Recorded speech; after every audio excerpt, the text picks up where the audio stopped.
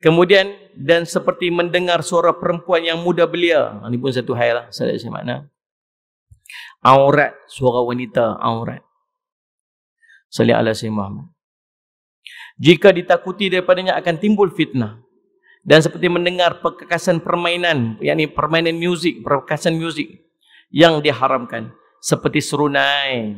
Serunai ni tuan-tuan, ulama sebut haram, tiup serunai. Tapi dia dah jadi satu trend dah ni. Nasyid-nasyid pun menggunakan serunai. Kena perasan tak? Nah, dulu-dulu kita tak pernah dengar nasyid pakai serunai. Tidak, dan paling tidak pakai kumpang.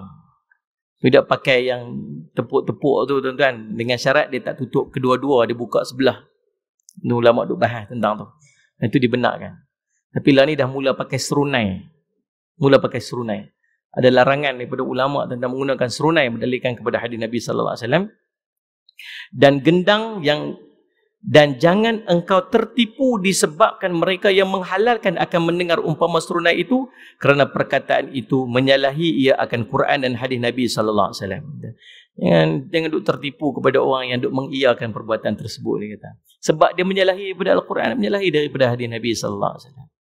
Nah, walaupun Imam Ghazali menyebutkan tentang perkakasan muzik, bermain muzik dengan benda-benda yang dibenarkan pada syarak dengan tujuan mendekatkan orang kepada agama itu dibenarkan.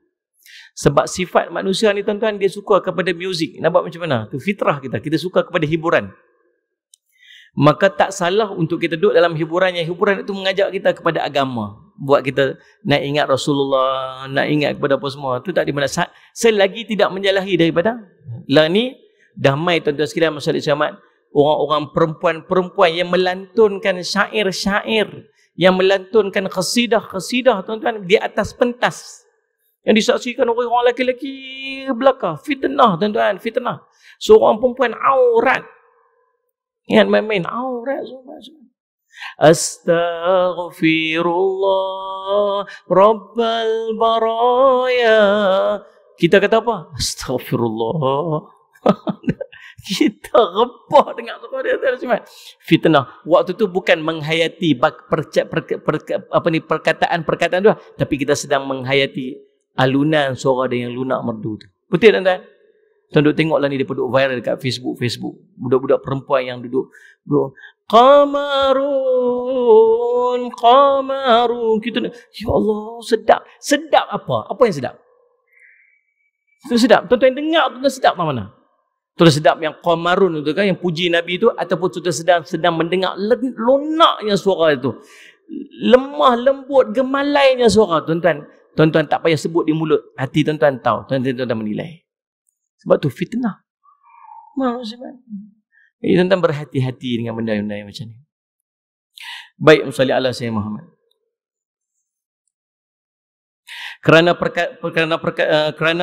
perkataannya itu menyalahi ia akan Al-Quran dan hadis Nabi sallallahu alaihi wasallam, maka lazimkan olehmu memelihara pendengar engkau daripada perkataan yang keji dan sia-sia, kerana mereka yang menuntut dengar sallallahu alaihi wasallam bersekutu ia dengan mereka yang berkata-kata itu. Orang yang dengar tu sebenarnya bersubahat dengan orang yang duk kata tu. Kita sebut dah tadi. Kalau tak kerana kita mendengar, maka dia pun tak bercakap. Kalau kita tak suruh telinga kita untuk dengar, maka dia pun tak akan bercakap. Tak akan bertepuk sebelah tangan. Maka dalam keadaan kita mendengar tu, walaupun kita tak bercakap, maka sebenarnya kita sedang bersubahat dengan kemaksiatannya. Dengarlah tu elok-elok. Salih Al-Syamad.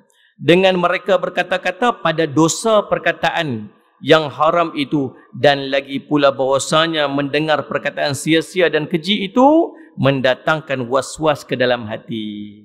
Allahumma salli dan apa kesan daripada kita mendengar perkataan sia-sia dan keji itu? Dia bawa wah-wah dalam hati. Bawa was-was. Tuan-tuan, sebab hati kita tak terisi dengan zikrullah dan benda-benda yang jadi manfaat. Maka hati, kalau tak diisi dengan zikrullah, tak diisi dengan benda-benda manfaat, apa yang akan jadilah hati? Hati kita kosong. Kosong ini akan diisi dengan was-was. Ni boleh ke tak boleh? Ni betul ke tak betul?